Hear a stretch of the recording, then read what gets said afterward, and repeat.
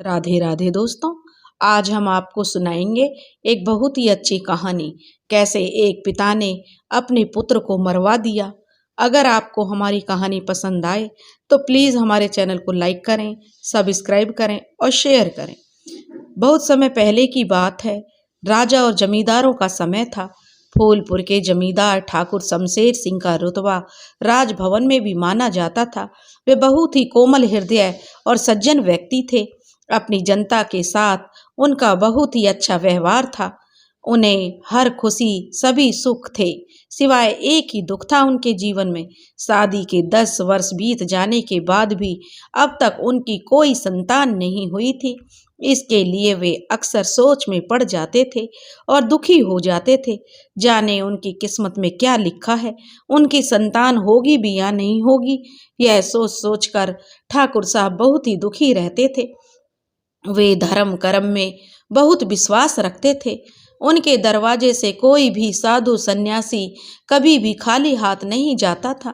अपनी संतान के लिए उन्होंने मंदिर, मस्जिद, मजार सब स्थानों पर प्रार्थना कर चुके थे, परंतु अभी तक किसी का भी आशीर्वाद उन्हें नहीं फला था।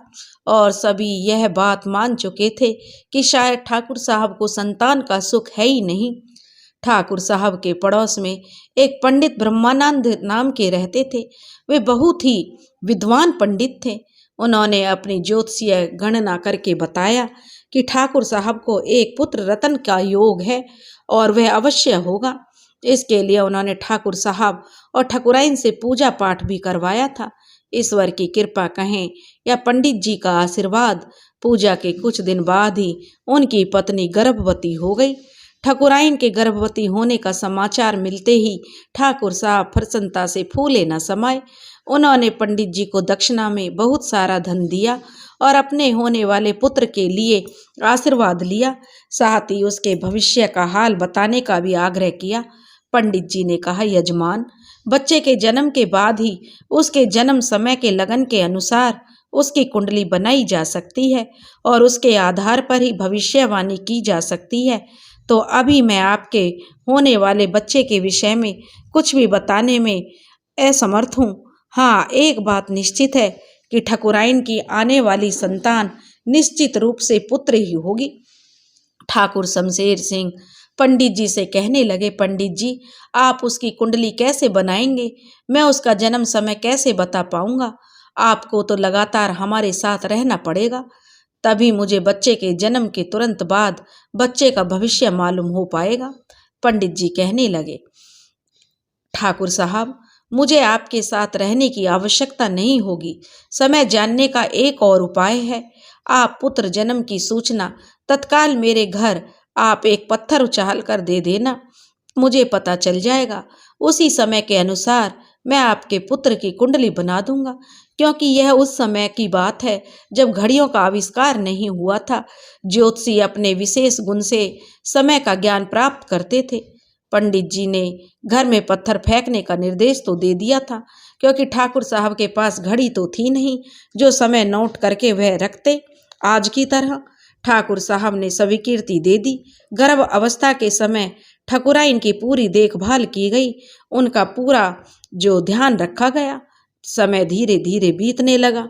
नियत समय आने पर रात के समय ठाकुराइन को प्रसव पीड़ा शुरू हो गई और प्रसव कराने के लिए गांव में से दाई को ठाकुर साहब ने बुलवा लिया।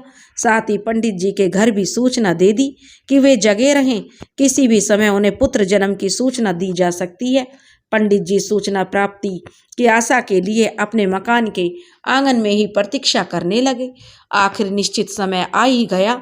नौकरानी ने ठाकुर साहब को आकर कहा कि ठाकुर साहब, आपको पुत्र रतन की प्राप्ति हुई है।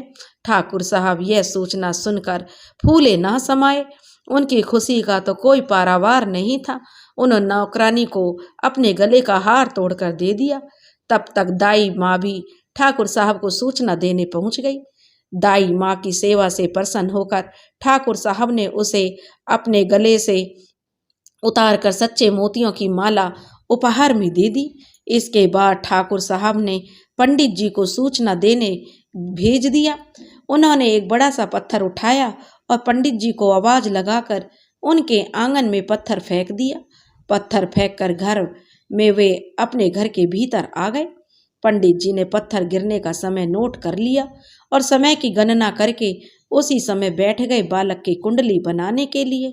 बालक की कुंडली उन्होंने बनाना शुरू किया, क्योंकि कल सुबह ही उन्हें ठाकुर साहब को बालक की कुंडली देकर उसके भविष्य की बातें बतलानी थी। इसलिए पंडित जी ने रात में सोने का विचार त्याग दिया और कुंडली बनाने बैठ गए। समय, दिन, नक्षत्र की गणना करते हुए उन्होंने कुंडली बनाना शुरू कर दिया। पंडित जी पूरी रात नवजात बच्चे की ग्रहों की गणना करते रहे और कुंडली बनाते रहे।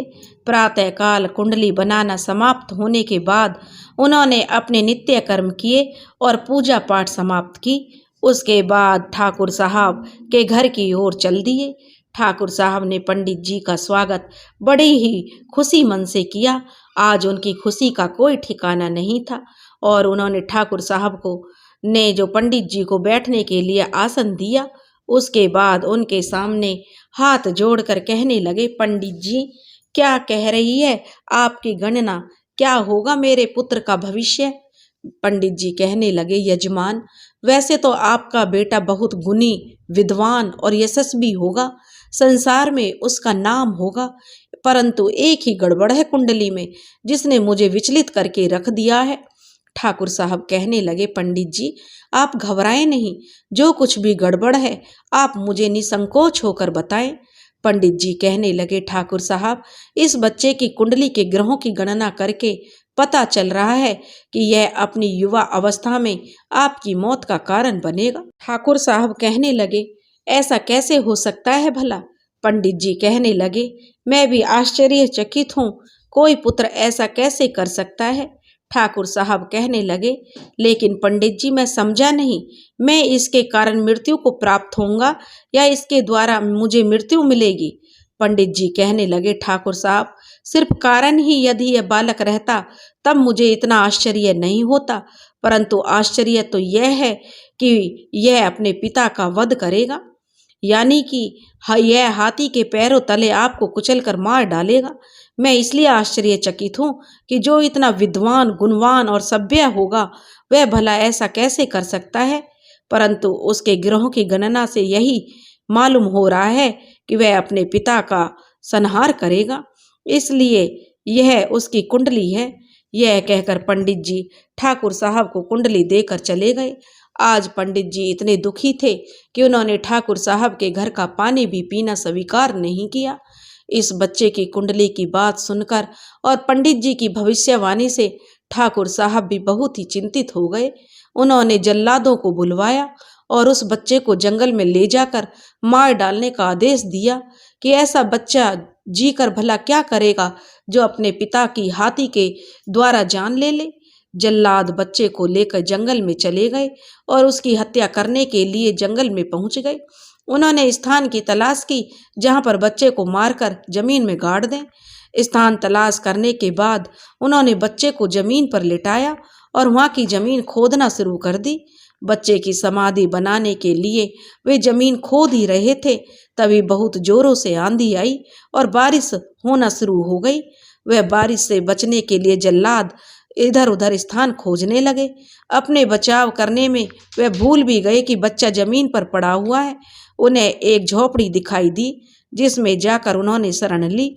आंधी और बारिश समाप्त होने के बाद जब वे बाहर आए तो उन्होंने बच्चे की तलाश की तो बच्चा उन्हें कहीं नहीं मिला।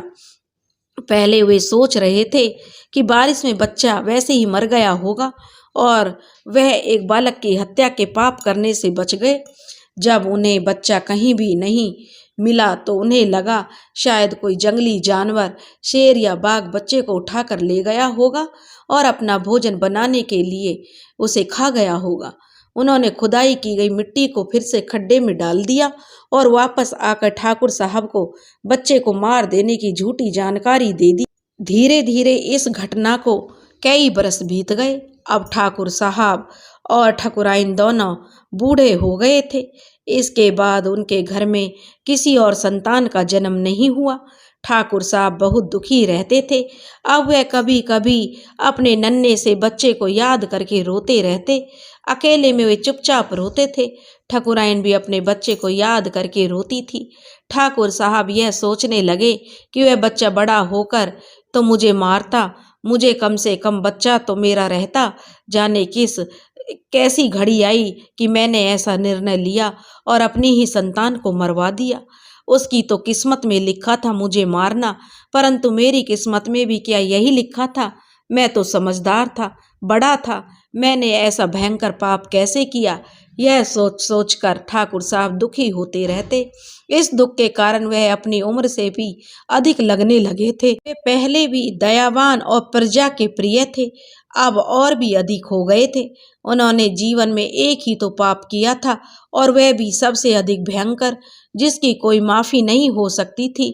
इसकी सजा उन्हें कितने जन्म तक मिलेगी, कब और क्या क्या मिलेगी, यह तो ईश्वर ही जाने। परंतु इस जन्म में तो वे अपने बेटे के दुख में दिन रात दुखी और उदास रहते। ठकुराइन का चेहरा उनसे देखा नहीं जाता था। ठकुराइन कुछ बोलती नहीं थी, परंतु उनकी आंखें सब कुछ कह जाती थीं। ठकुराइन को देखकर ठाकुर साहब को अपने पापों का एहसास और अधिक होने लगता था। यह सब सोचते हुए एक दिन वे अपनी बैठक में बैठे हुए थे। तभी एक नौकर ने आकर कहा कि ठाकुर साहब, एक बड़े से हाथी पर सवार होकर एक लड़का जो राजकुमार के जैसे लग रहा है वह आ रहा है। उसके पीछे तो पूरे नगर का हजूम है, जल्लूस की तरह उसके पीछे चल रहा है। ठाकुर साहब बोले, भला वह कौन है? तो नौकर कहने लगा, यह तो मैं भी नहीं जानता हजूर, परंतु वह इधर ही आ रहा है, हमारी ओर।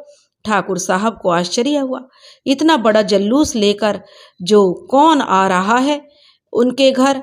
कहीं राजा ने तो उन्हें बुलाने के लिए किसी को नहीं भेजा, लेकिन राजा का संदेशा लेकर आने वाला जुलूस क्यों लेकर आएगा? यह सोचते हुए ठाकुर साहब बाहर निकल आए। जुलूस की शकल हाथी और सवार आता हुआ दिखाई दिया। विशाल हाथी था, पूरी तरह सजा हुआ। उस पर सजा हुआ एक सुंदर सा युवक बैठा हुआ था। ठाकुर साहब अपने दरवाजे के पास सड़क पर खड़े होकर देख रहे थे।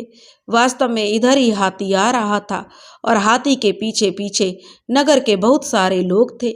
हाथी सवार दिव्य युवक से सलोने चेहरे में डूबे ठाकुर साहब को हाथी के पास आने का जरा भी ज्ञान नहीं हुआ। वे तब चौंके जब हाथी ने उन्हें अपनी सूंड में लपेट लिया। उन्होंने सोचा अब तो जान गई।